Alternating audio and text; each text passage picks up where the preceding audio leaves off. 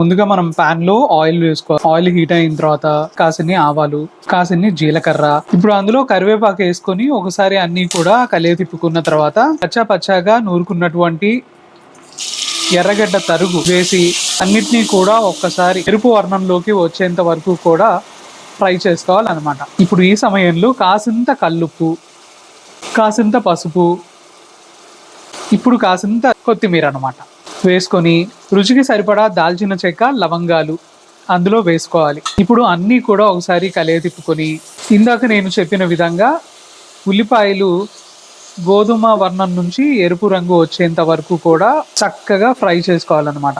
చూసారు కదా కలర్ ఎంత మంచిగా తయారైందో. ఇప్పుడు అందులోనే సరిపడా ధనియాల పొడి, ఇంట్లోనే తయారు చేసుకున్నటువంటి ఎండు మిరపకాయల పొడి అంటే కారం అన్నమాట.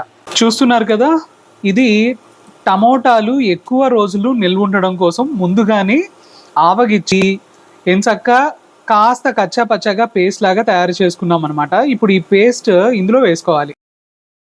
ఇప్పుడు అంతా కూడా ఓసారి కలియదిప్పుకోవాలి. ఎందుకంటే మనం ధనియాల పొడి వేసుకున్నాము, కారం వేసుకున్నాము, అలాగే మన టమోటా మిశ్రమం ఏదైతే ఉందో ఆ మిశ్రమాన్ని కూడా వేసుకున్నాక ఈ పచ్చి వాసన పోయేంత వరకు అన్నిటినీ కూడా ఎంచక్క ఇలా కలియదిప్పుకుంటూ వేపుకుంటూ ఉండాలన్నమాట. ఇప్పుడు ఇందులోనే ఇంట్లో తయారు చేసుకున్నటువంటి అల్లం వెల్లుల్లి పేస్ట్ ఒక స్పూన్ వేసుకోవాలి. ఇప్పుడు అంతా కూడా ఒకసారి కలియదిప్పుకుంటూ అల్లం వెల్లుల్లి పచ్చి వాసన పోయేంత వరకు కూడా అలా వేపుకుంటూ ఉండాలన్నమాట. ఈ సమయంలో చేప ముక్కలు వేసుకోవాలన్నమాట. చూస్తున్నారు కదా, సో ఇక్కడ మేము యూజ్ చేసిన చేపలు అయితే మాత్రం పండుగప్ప అంటారు. ఆల్మోస్ట్ మాకు మార్కెట్లో ఒక కేజీ 500 రూపీస్ తీసుకున్నారనమాట. మరి పండుగప్ప 500 రూపీస్ వర్తా కాదా అనేది కమెంట్ సెక్షన్లో కమెంట్ చేయండి.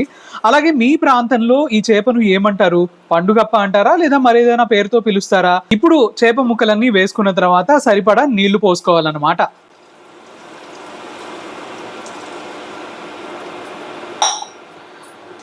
ఇప్పుడు జాగ్రత్తగా ముందుగా వేసుకున్నటువంటి మసాలా మిశ్రమం, అలాగే చేప ముక్కలు, ఈ వాటర్ అన్నీ కూడా ప్రాపర్గా కలిసేలాగా జాగ్రత్తగా అలా మిక్స్ చేసుకోవాలి. ఇప్పుడు అన్నీ కూడా కలియ తిప్పుకున్న తర్వాత మూతెట్టి కాసేపు ఉడికించుకోవాలి.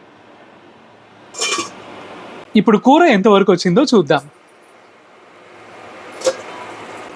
ఇప్పుడు ముక్క చెదరకుండా జాగ్రత్తగా అలా గిన్నెను పట్టుకొని అటు ఇటు అలా తిప్పుకోవాలన్నమాట. కూర రెడీ అయిపోయింది. ఇప్పుడు స్టవ్ కట్టుకునే ముందు ఫ్రెష్ కొత్తిమీర వేసుకొని స్టవ్ కట్టేసుకొని గిన్నె దింపేసుకోవడమే. అంతే, ఎంతో రుచికరమైనటువంటి పండుగప్ప తీయగూర రెడీ అయిపోయింది. తీయటి కూర రెడీ అయిపోయింది కదా. ఇప్పుడు ఆ తీయటి కూరకి కాంబినేషన్ గా కమ్మటి రసం చేసుకుందామా? ముందుగా చింతపండు, కల్లుప్పు వేసి నానబెట్టుకొని ఇలా రసం తీసి పెట్టుకోవాలన్నమాట. అందులోనే తాజా కొత్తిమీర, కరివేపాకు వేసుకోవాలి. ముందుగా సిద్ధం చేసి పెట్టుకున్నటువంటి టమోటా ప్యూరీని అందులో వేసుకోవాలన్నమాట. టమోటా ప్యూరీ వేసుకున్న తర్వాత గిన్నెకు అంటుకొని ఉన్నటువంటి మిగతా టమోటా మిశ్రమంలో నీళ్లు పోసుకొని అవి కూడా ఇందులో పోసుకోవాలన్నమాట. ఈ మిశ్రమాన్ని ఇలా సిద్ధం చేసుకున్న తర్వాత ఇప్పుడు తాలింపు వేసుకుందాం. స్టవ్ మీద ఖాళీ గిన్నె ఒకటి పెట్టుకొని అందులో సరిపడా ఆయిల్ వేసుకోవాలి. గిన్నె ఆల్రెడీ వేడిగా ఉంది కాబట్టి ఆయిల్ తొందరగా హీట్ ఎక్కువ అయిపోతుంది అనమాట. ఇప్పుడు అందులోనే పోపుకు కావాల్సినటువంటి జీలకర్ర, ఆవాలు వేసుకోవాలి. ఇప్పుడు ఇలా చిటపట ఆడేటప్పుడు అందులోనే కాసిన్ని ఎండుమిరపకాయలు, కచ్చా పచ్చాగా దంచుకున్నటువంటి 2 వెల్లుల్లి రెబ్బలు వేసుకొని అన్నీ కూడా అలా దోరగా వేయించుకోవాలి. ఇలా ఎంచక్క పోపుని ఫ్రై చేసుకున్నాక ఇప్పుడు ఇంట్లోనే తయారు చేసి పెట్టుకున్నటువంటి ఆరోగ్యకరమైన రసం పొడిని వేసుకోవాలి. ఈ రసం పొడిని ఇంట్లో ఉన్నటువంటి పదార్థాలు అంటే మన ధనియాలు, మిరియాలు, కందిపప్పు, ఇంకా జీలకర్ర, ఇవి ఎంచక్కా దోరగా వేయించుకొని మిక్సీ పట్టుకున్న ఈ పొడిని ఇంట్లో ఎన్ని రోజులైనా కూడా నిల్వ ఉంచుకోవచ్చు. అలా నిల్వ ఉంచుకొని ఎప్పుడు కావాలంటే అప్పుడు ఇలా రసం ప్రిపేర్ చేసుకోవడానికి యూజ్ చేసుకోవచ్చు అనమాట. ఈ సమయంలో కాసింత ఇంగువ వేసుకోవాలి. అలాగే తాజా కొత్తిమీర, కరివేపాకు రెబ్బలను వేసుకోవాలి. ఇప్పుడు ముందుగా సిద్ధం చేసుకున్నటువంటి రసం మిశ్రమం అంటే మన చింతపండు రసం, టమోటా ప్యూరీ రసం, నీరు అన్నిటినీ కూడా ఇప్పుడు ఇందులో పోసుకోవాలన్నమాట. మీకేదైనా ఇంకాస్త పలసగా రసం ఉండాలి అంటే నీళ్లు యాడ్ చేసుకోండి. లేదు రుచికి తగ్గట్టుగా ఇంకాస్త మీరు ఉప్పు తినేవాళ్ళు కనుక అయి ఉంటే ఉప్పు కూడా ఇంకాస్త ఎక్కువగా వేసుకునే ప్రయత్నం అయితే చేయండి. ఇక ఇప్పుడు ఎంచక్క ఈ రసాన్ని తెరలబెట్టుకోవాలన్నమాట.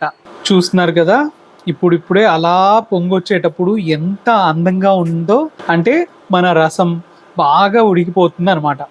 ఇప్పుడు ఈ రసాన్ని ఇంకాస్త తెరలబెట్టుకున్న తర్వాత వేడి వేడి అన్నంలోకి ఈ రసం వేసుకొని దాంట్లో పక్కన నంచుకోవడానికి ముందుగా మనం చేసుకున్నటువంటి తీయగూర ముక్కను పక్కన పెట్టుకొని ఒక్కొక్క ముద్ద తింటూ ఉంటే ఆహా, జన్మధన్యం అంతే.